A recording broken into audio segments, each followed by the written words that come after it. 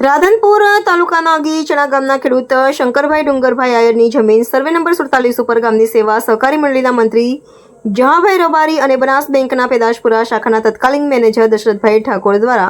ખોટા દસ્તાવેજો ઊભા કરીને શંકરભાઈના નામે ખોટું બેંક એકાઉન્ટ ખોલ્યા બાદ લોન માટેની પ્રતિક્રિયાઓમાં ખોટી સહીઓ કરી ખેડૂતની જાણ બહાર વર્ષ 2020, 2021 અને 2022 દરમિયાન સતત 3 વખત 3 લાખની પાક ધિરાણ લોન ઉપાડી હતી અને બાદમાં ભરપાઈ પણ કરી હતી, પરંતુ તેમની જાણ બહાર લોન ઉપાડી નાણાકીય લેવડ દેવડ કરી તેમની સાથે છેતરપિંડી કરાઈ હોવાની રાવ સાથે ખેડૂત શંકરભાઈ આયરે મંડળીના મંત્રી જહાભાઈ માધવભાઈ રબારી અને તત્કાલીન બેંક મેનેજર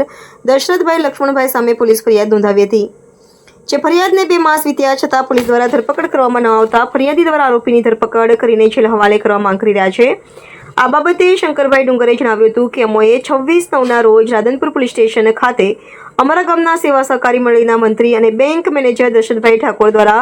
ખોટા દસ્તાવેજો બનાવીને સતત 3 વખત લોન ઉપાડી લીધી હતી અને ભરપાઈ કરી દીધી હતી। તે પોલીસ ફરિયાદ અમોએ નોંધાવી હતી, જે ફરિયાદને 2 માસ અને 10 દિવસ વીત્યા છતાં આરોપીની ધરપકડ કરવામાં ન આવતા આરોપીઓ હજુ પોલીસ પકડથી દૂર છે અને પોલીસને પકડવા માટે તમામ પુરાવા છે, તેમ છતાં પોલીસ અટક કરી નથી। તેને લઈને અમારા ફરિયાદ સાથે ચર્ચા થઈ રહ્યા છે।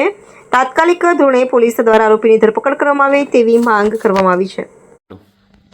મારું નામ આયર શંકરભાઈ ડુંગરભાઈ, રહેવાસી અગીચાણા, તાલુકો રાધનપુર, જિલ્લો પાટણનો વતની છું। હું તારીખ ગઈ 26/9/2025ના રોજ રાધનપુર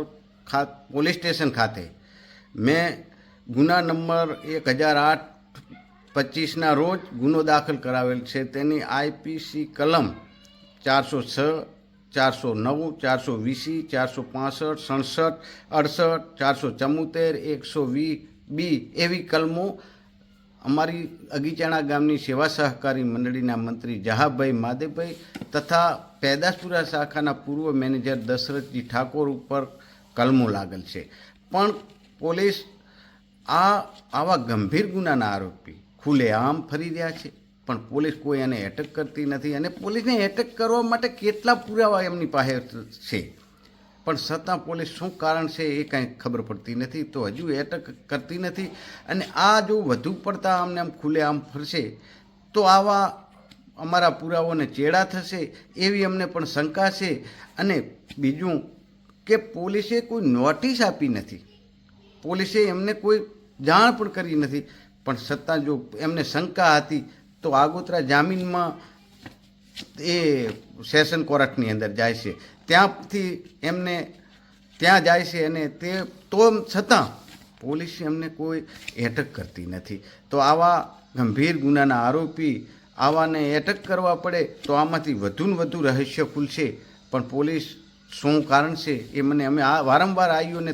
જાણ કરીએ છીએ કે સાહેબ તમે કાંઈક આગળ તપાસ, તો અમને કંઈક FSLના નામે